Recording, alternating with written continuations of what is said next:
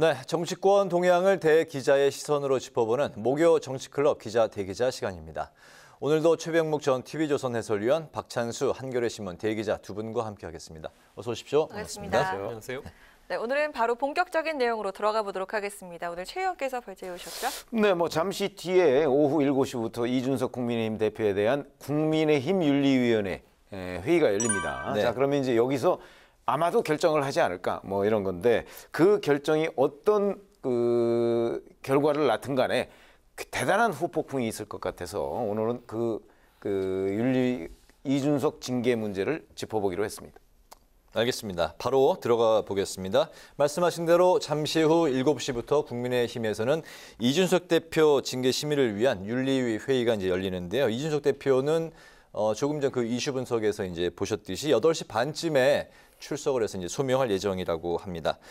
윤리위가 오늘 안에 징계 여부에 대한 결론을 내릴지 아니면 경찰 조사 발표 이후로 한 번 더 입장을 미룰지 그 가능성에 대해서 두 분의 그 말씀 들어보겠습니다. 먼저 최 의원님. 글쎄, 근데 그게 예상이 대단히 많이 엇갈리고 있습니다. 그래서 지금 누구도 예측할 수 없는 국면에 들어가 있고요. 그러니까 이게 예를 들어서 징계의 종류도 여러 가지가 있는데 네. 또 윤리위에서는 그렇다고 징계를 단정 짓는 건 아니다. 또 이런 얘기를 한 적이 있거든요. 네. 그 얘기는 이제 무혐의까지도 있다는 얘기가 되고 그렇게 되면 또 이제 지금 말씀하신 대로 만약에 경찰 수사 뒤로 미루면 그러면 윤리위원회가 왜 이 문제를 처음부터 제기를 했느냐. 그렇죠. 네. 이런 얘기가 있는 거죠. 왜냐하면 이 제기한 게 4월 말이거든요. 네. 근데 4월 말에는 정말 경찰 수사가 진전을 보지 못하고 있을 때입니다. 네. 근데 그때 이 문제를 제기해놓고 지금 와서 몇 달 동안 끌어놓고 온갖 난리를 쳐놓은 그 뒤에 와서 지금 와서 수사 결과를 보겠다? 이거는 윤리위가 제가 보기에는 정말 윤리위 자체가 비난받을 소지가 굉장히 많다고 생각을 합니다. 네. 그래서 아마 그거보다는 어떤 식으로 결론을 낼 가능성이 더 높지 않을까 이렇게 그냥 조심스럽게 전망하고 있습니다. 그렇군요. 오늘 결론을 내릴 가능성이 어떤 식으로든 있을 것 같다. 그렇죠. 알겠습니다. 어떻게 보십니까? 예, 저도 비슷한데요. 미룰 가능성도 있죠. 그런데 윤리위 심의 자체를 시작해 나간 것 자체가 뭐냐 하면은 혐의가 있다라는 그 심증을 갖고 있기 때문에 윤리의 징계 심의를 시작한 거거든요. 네. 근데 이걸 미룬다고 그래갖고 그럼 혐의가 사라지냐면 그건 아니거든요. 이미 밖에서는 다 이준석 대표가 그 성접대 받은 거 아니냐라는 그런 의혹들이 윤리가 징계 심의를 시작하면서 뭉게뭉게 피어오르고 있거든요. 네. 그렇다면 더 이상 미룬다고 그래갖고 이게 해결된 문제는 아니니까 더군다나 오늘 이준석 대표가 참석을 했고 직접 소명까지 하니까 소명을 듣고서는 어떤 식으로든지 결론을 내지 않을까 저는 그렇게 봅니다. 두 분 다 오늘 이제 어떤 식으로든 결론이 나올 것 같다고 말씀하셨는데요. 이미 그 징계가 개시된 김철근 정무실장이 지난 4월에 피의자 신분으로 경찰 조사를 받았다는 게 이제 밝혀졌습니다. 그렇다면 어느 정도 혐의가 있다고 보는 게 아니냐 윤리위의 시각에 대해서 이렇게 분석이 나오고 있는데요. 거기에다가 이제 김성진 대표 측에서 박근혜 전 대통령 시계를 공개를 했습니다. 이런 이제 상황들이 윤리위 결정에 어떤 그 영향을 미칠 수 있을지 두 분은 어떻게 보세요? 근데 이제 박근혜 시계 같은 경우는요. 박근혜 시계는 지금 시중에 아마 10,000개 이상이 있을 겁니다. 아마. 그러니까 이준석 대표가 줬는지는 모르겠으나 준 시계가 바로 그 김성진 아이카이스트 대표의 김소연 변호사가 공개한 그 시계인지 네. 아니면 그냥 시중에 유통되고 있는 시계인지는 아무도 확인할 길이 없어요. 그러니까 네. 그거는 제가 보건대 가능성 이것만 놓고 볼 때는 아마 이 증거 자료로서의 의미는 거의 없는 것으로 보이고요. 이제 김성진 아이카이스트 대표가 계속해서 지금 주장을 하고 있는 거죠. 근데 그게 주장으로 그치지 않고 거기에 뭔가 증거가 뒷받침이 돼야 되는 거거든요. 네. 증거라는 거는 근데 거기에 있는 무슨 장이사라는 사람, 김철근 정무실장, 이준석 대표 간의 통화 내용이 있고, 네. 그다음에 이준석 대표의 변호인 간의 통화 내용 이거 있는데, 그거를 아무리 뒤져봐도 심증은 좀 가요. 네. 그런데 거기에도 직접적인 증거는 또 없는 것으로 보인단 말이죠. 네. 그러면 과연 윤리위원회가 뭘 근거로 해서 심증은 있는데, 이게 사실 사안의 성격상 또 물증을 대기가 쉽지 않은 일이거든요. 네. 저는 그래서 참 윤리위원회가 처음부터 이걸 윤리위원회에서 심판하겠다고 한 것이 오히려 문제가 아닌가 이런 생각이 들어요. 네. 그래서 좀 지켜보죠. 저희도 알 수가 없습니다. 네, 김철근 정무실장이 경찰 조사를 받았다는 사안과 또 김성진 대표 측이 박근혜 대통령의 그 시계를 공개한 이 두 가지 안이 윤리위의 결정에 뭐 별다른 영향을 주지는 않을 것 같다고 말씀하셨네요. 뭐 저는 약간의 영향이 있을 거라고 봅니다. 왜냐하면 그렇습니까? 윤리위가 그 징계 심의 자체를 시작했다는 자체가 네. 윤리위는 이미 내심으로는 저거 혐의가 있는 거 아니냐라는 그런 심증을 갖고 있는 걸로 저는 보여지거든요. 네. 그런 상태에서 김철근 정무실장이 경찰에서 피의자 조사를 받았다라고 하면 그건 윤리 입장에서 볼 때는 우리 심증을 더 강화시켜 주는구나라고 생각할 여지가 있죠. 더군다나 이렇게 김철근 실장이 그 뒤에 방송에서 나와서 약간 좀 말이 좀 오락가락한 측면이 있어요. 그러니까 가령 뭐 당대표의 이런 사실이 공개되면 이건 뭐 좋은 일이 아니지 않겠느냐라는 얘기를 했는데 그런 것 때문에 뭐 저거 한 거 아니냐. 근데 사실은 정무실장의 그런 얘기도 이게 직접 증거는 아니거든요. 네. 왜냐하면 설령 그 성상납을 받지 않았더라도 어쨌든 그런 게 논란이 되면 안 좋으니까 그걸 좀 무마할 필요는 있다라고 이렇게 해석할 수가 충분히 있는 거니까 네. 그게 직접 증거는 아닌데 어쨌든 지금 유죄 심증을 갖고 있는 윤리위로서는 그런 것 하나하나에 영향을 받아왔고 야 이거 징계를 해야겠다라는 쪽으로 더 쏠릴 가능성이 있죠. 다만 그 시계 문제는 아까 네. 말씀하셨지만은 시계 문제는 제가 그걸 갖고서 이렇게 증거로 들이미는 거는 도저히 말이 안 그 되는 시계가 거고요. 또 다 1년 번호가 있다면서요? 아니 번호는 있지만은 그게 이준석 대표가 준 줬다는 번호인지 어떻게 확인하겠느냐? 거기 그 예. 이준석 대표의 지문이 지금까지 남아 있다면은 모를까. 그렇지 않다면 그 이준석으로부터 왔다는 아무런 증거는 없는 거죠. 9년 전 일이기 때문에. 예. 네. 저는 그건 참 근데 저는 코미디라고 확인을 봅니다. 못했는데 그 시계에 1년 번호가 있긴 있습니까? 저도 저는 1년 확인을 번호 한 번도 못했어요. 본 적은 없습니다. 저도 아니 저는 본 적은 대통령 있는데 시계를- 1년 번호를 1년 번호 확인하지 본 적은 못했어요. 없어요. 그러니까 1년 번호를 본 적은 없습니다. 예, 왜냐하면 네. 그게 이게 어떻게 어떤 그 굉장히 그 귀중한 그 소장품 하나의 소장품이라기보다는 대통령들이 자신에게 이렇게 좀 그 도움을 준 사람들한테 선물로 주는 건데 네. 그런데 그 1년 번호까지 붙여서 줄까? 그러니까 그 1년 번호 얘기도 아직 확인된 바는 확인된 바 없는 없습니다. 아니 저희도 사실은 그 역대 대통령들 시계 저희도 그 기자 생활하면서 많이 받아봤거든요. 네. 근데 물론 주의 깊게 안 봐서 그럴 수도 있는데 한 번도 1년 번호라는 게 신경을 써본 적도 없고 본 적도 없습니다. 네. 그러니까 그것도 한번 확인해봐야 될 대목입니다. 알겠습니다. 네. 자, 일단은 이 결과를 예단하기는 어렵습니다만 이야기를 좀 해보도록 하겠습니다. 일단 유예가 아니라면은 오늘 어떻게든 결정이 날 것으로 보이는데요. 아까 최 의원께서 징계를 내릴 거라고 단정하기는 좀 어렵다 이렇게 말씀을 하셨습니다. 어찌됐든 주변 상황을 두 분께서 좀 취재를 하시다 보면은 결과가 어떻게 좀 예측이 되고 있는지 솔직하게 좀 한번 답변을 들어보도록 하겠습니다. 먼저 박 기자님. 일단 그 네 가지 경우가 있는 거 아닙니까? 징계가 혐의 없음, 아니면 경고, 네. 당원권 정지, 그 다음에는 이제 경고. 탈당 권유, 탈당 권유 또는 네. 제명. 제명인데 네. 일단 이게 전혀 혐의가 없다고 나올 가능성은 제가 볼 땐 거의 없는 것 같아요. 왜냐하면 그 윤리가 당 대표를 징계 심의를 시작한 것 자체가 어떻게 보면 검찰이나 경찰이 어떤 사건을 수사한 다음에 야 이거 혐의 있으니까 기소한 거하고 마찬가지거든요.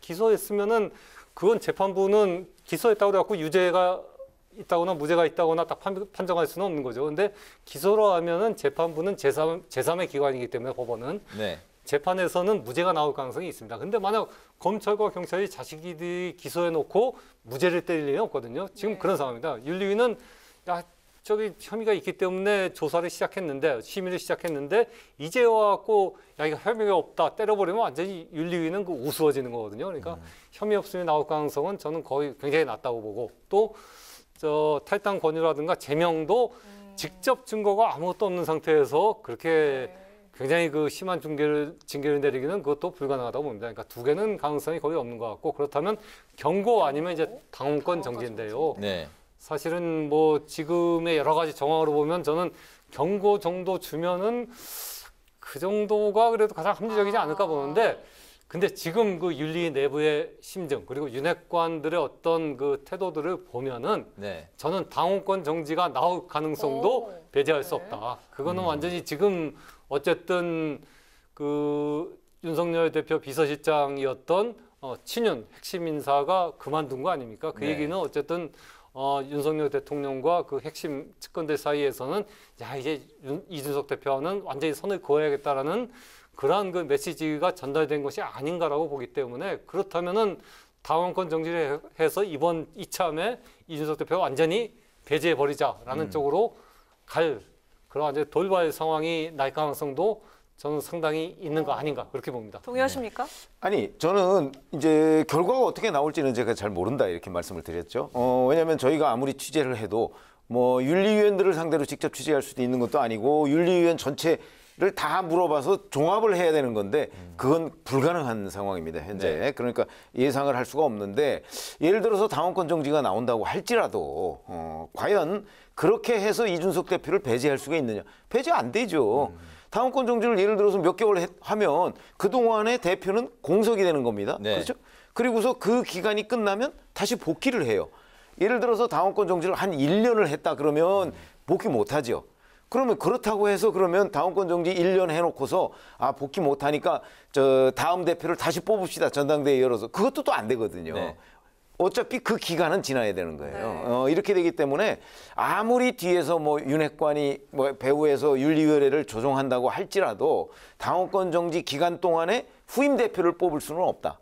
저는 그렇게 보거든요. 네. 거기다가 또 이준석 대표가 지금 벌써부터 불복 선언을 해놓은 거예요. 네. 아무것도 그 근거가 없는데 내가 윤리위에서 어떤 결정이 나오더라도 난 받아들일 수 없다 이렇게 돼 있기 때문에 네. 아마 오늘 어떤 결정을 윤리위에서 한다면 예. 그거는 이준석 대표와 어마어마한 공방을 내일부터 또 벌여야 할 것이다. 저는 이렇게 봅니다. 재심 청구나 뭐 가처분 신청 아니 쪽으로. 그것도 물론이고 네. 그뿐만이 아니고 네. 뭐 온갖 이제 언론 매체를 통해서나 뭐 아마 공방을 주고받을 가능성이 대단히 높다 이렇게 보는 거죠. 그래서 어떻게 예측하십니까?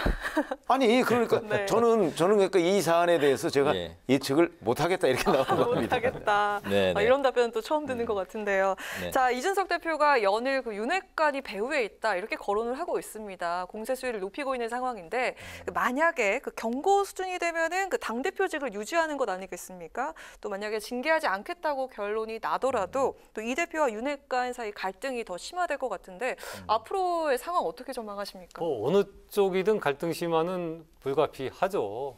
사실은 뭐 제가 볼 때는 어쨌든 윤핵관들은 이참에 그 이준석 당대표와 완전히 그 선을 긋자라는 생각을 하고 있는 것 같고 또 윤석열 대통령도 아마 그런 계획을 본인이 직접 주도하지 않았겠지만 추인을 한 것 같고요. 네. 이렇게 되면은 뭐 양쪽의 싸움은 불가피하고 그리고 이준석 대표는 저거 당연히 불복할 거거든요. 아마 징계가 나오면은 징계 무효 가처분 신청을 낼 겁니다. 이미 그 앞서간 사람의 길이 있습니다. 그 윤석열 지금 대통령이 검찰총장일 때 그때 추미애 법무장관으로부터 그 정직 2개월 징계를 받았지 않습니까? 근데 징계 무효 가처분 신청을 내갖고 그게 받아들여져서 결국 그걸 기회로 해갖고 검찰총장을 조금 유지하다가 그만두고는 대선에 나와서 대통령이 됐단 말입니다.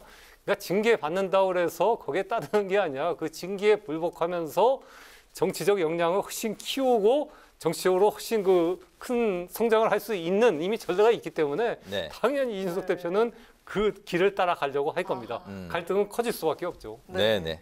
그렇죠. 아니 저도 똑같은 얘기예요. 그래서 만약에 여기서 뭐 징계를 하든, 그러니까 징계를 했을 경우에는 이준석 대표의 반발이 엄청나게 커지면서 지금 똑같은 길을 갈 것이고, 만약에 윤리위원회가 징계를 안 한다 그러면 또 지금까지 윤리위원회를 뒷받침하던 이른바 윤핵관 일부, 저는 윤핵관 전부가 그런 건 아니라고 봅니다. 권성동 원내대표는 약간 좀 중간자적인 위치에 있는 것 같고요. 네. 이제 아마도 이제 이준석 대표가 지목한 사람이 장제원 의원이잖아요. 그러니까 장제원 의원을 중심으로 한 일부 윤핵관들이 지금 이제 이거 가만히 놔두겠습니까? 경고만 나와도 아마 계속 저 사퇴 압박을 할 거고요. 네. 이준석 대표는 그에 대해서 저항하면서 이 난타전 국면으로 들어갈 거거든요. 네. 그야말로 집권당이 아마 진흙탕 싸움 속으로 수렁 속으로 빠져드는 결과를 가져올 것이다 이렇게 봅니다. 네네, 네. 알겠습니다. 뭐 관련해서 이제 비슷한 질문이기도 한데, 그 뭐 경징계든 중징계든 이준석 대표는 뭐 경고조차도 받아들일 수 없고 또 그렇게 되는 경우에 감당할 수 없는 방향으로 달려보자 이렇게 이제 또 SNS에 글까지 얼마 전에 올리지 않았습니까?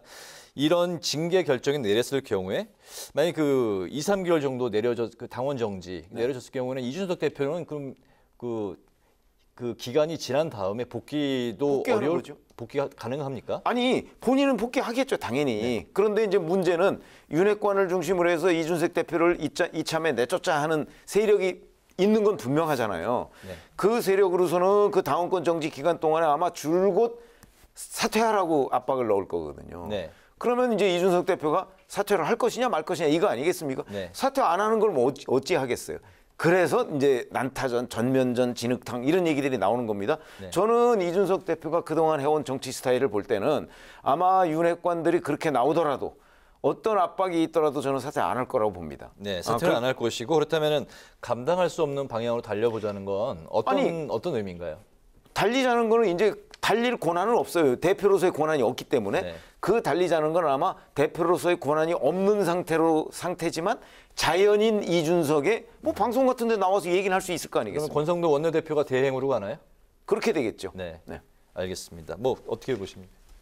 저도 싸움은 굉장히 심해질 텐데 네. 만약 그 당원권 정지 3개월 정도의 그 징계를 받는다면 사실 이준석 대표가 당 대표를 유지하기는 굉장히 어려워질 거라고 봅니다. 왜냐하면 당 대표라는 게 당의 얼굴인데 다시 돌아오기는 어려울 거라고 보시는 건가요? 그렇죠. 예, 네. 본인이 이제 돌아오겠다고 하겠지만은 당 대표라는 게 당의 얼굴인데 당원권 정지라는 중징계를 받은 사람이 다시 당의 얼굴이 된다. 누가 승복하겠어요? 우리가 정치사에 그런 전례는 전례가 없는 없죠. 거죠. 예, 그러니까 최고위원들이라든가 다 아무튼 회의에 참석 안 할 거고 아마 그 지역위원장들이나 국회의원들이 연설해갖고 물러나고 압박은 늘 겁니다.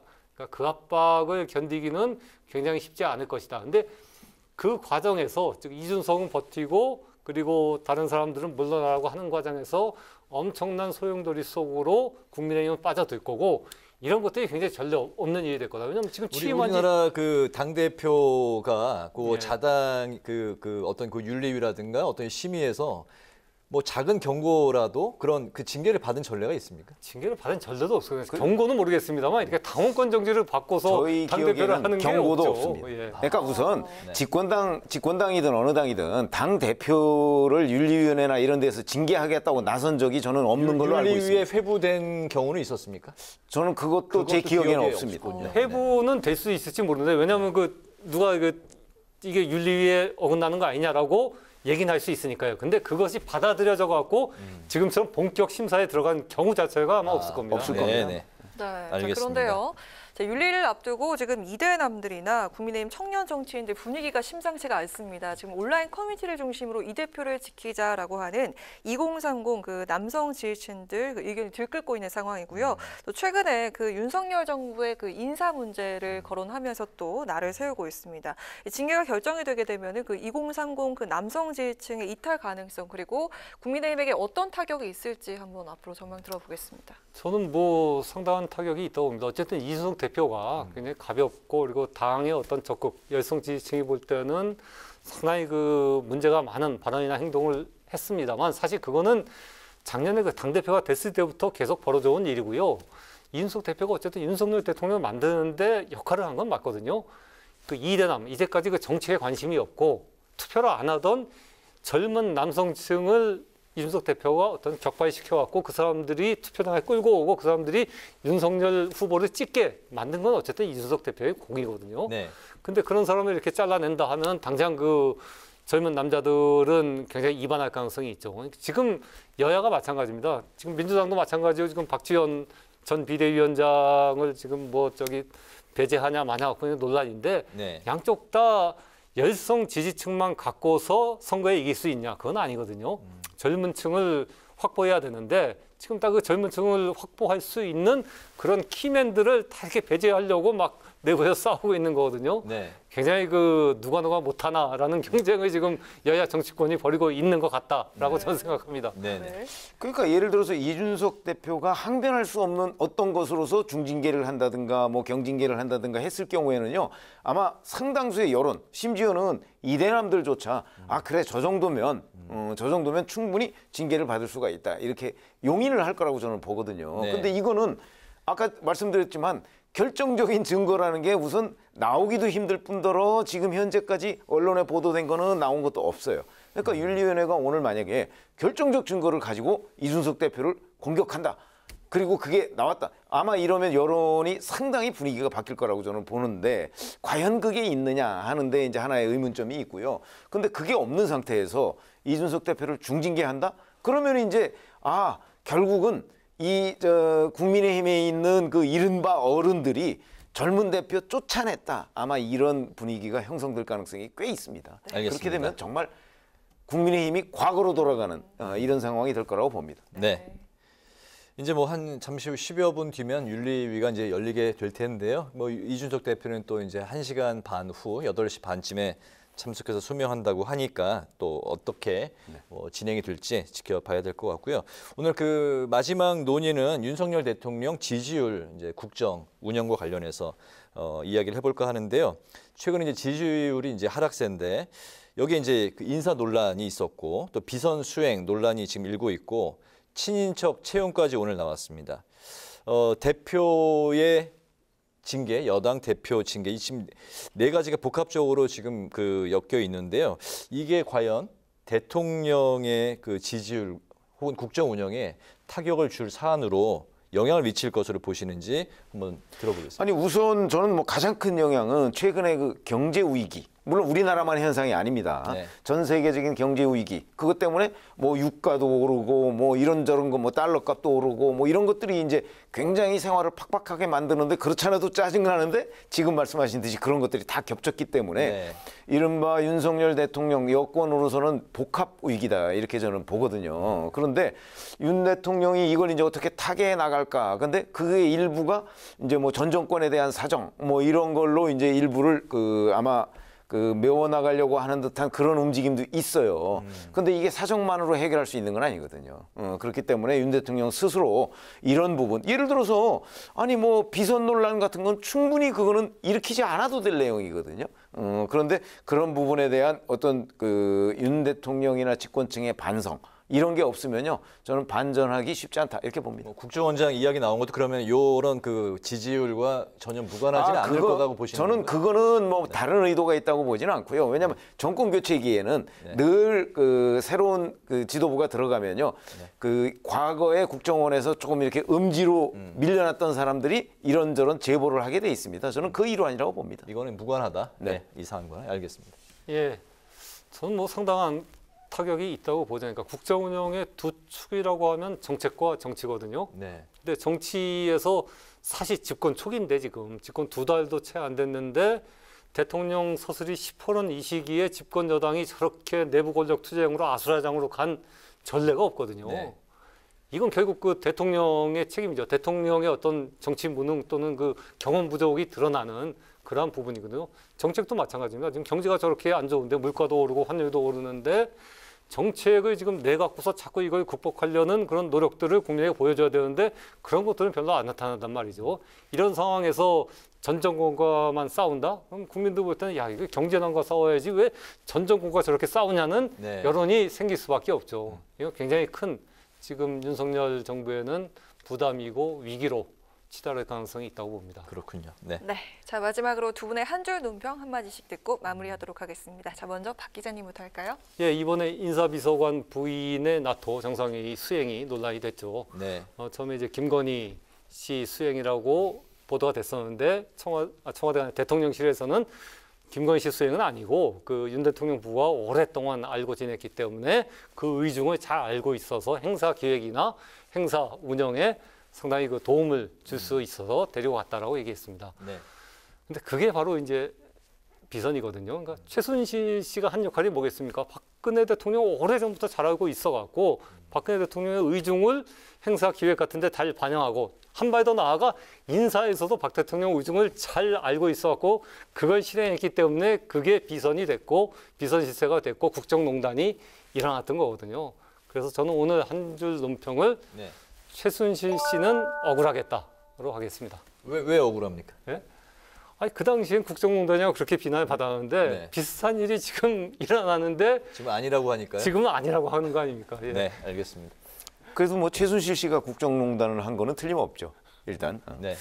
자, 저는 아까 잠깐 말씀드렸듯이 바로 오늘 이제 이준석 대표를 징계를 하든 안 하든 내일부터는요, 이준석 대표가 어차피 불복을 선언해 놓은 상태이기 때문에 아마 국민의힘은 새로운 갈등 2라운드로 갈 것이다. 이런 관점에서 자, 이준석 징계 끝이 아니라 시작이다. 이런 걸 오늘 한 줄 논평으로 하겠습니다. 네. 목요 정치클럽 기자 대기자, 오늘은 잠시 후에 열릴 국힘 윤리위의 이준석 대표 징계 여부 그리고 이와 관련한 당 안팎의 파장에 대해서 집중적으로 살펴봤습니다. 지금까지 최병묵 전 TV조선 해설위원, 박찬수 한겨레신문 대기자 두 분과 함께했습니다. 오늘도 말씀 잘 들었습니다. 네, 감사합니다. 고맙습니다. 고맙습니다.